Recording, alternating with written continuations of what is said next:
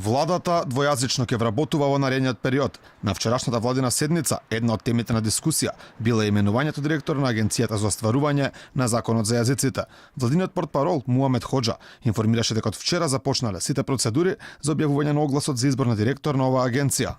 На вчерашна седница на владата се дискутираше и околу именувањето на директорот на агенцијата кој што ќе се занимава со организација на оваа институција.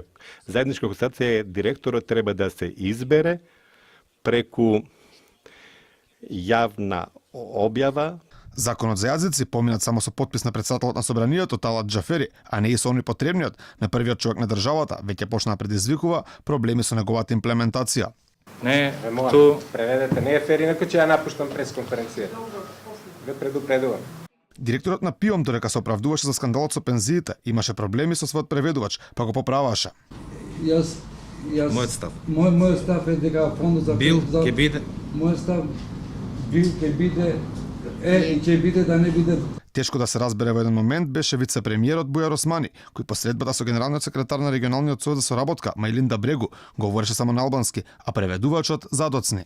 Преведувачот само што дојде и фактички пропуштивме можност да го преведеме ова.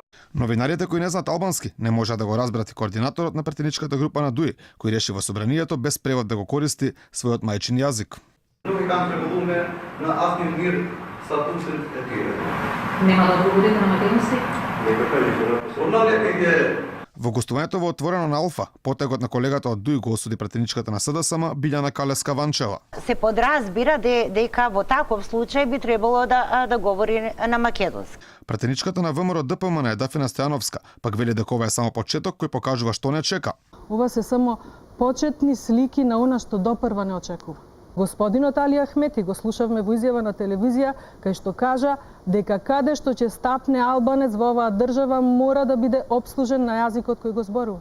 Само 2 члена, а некако што се ветуваше целиот текст од Законот за јазици, беа испратени до Венецијанската комисија, од каде се уште нема оценка околу неговата усогласеност со Уставот.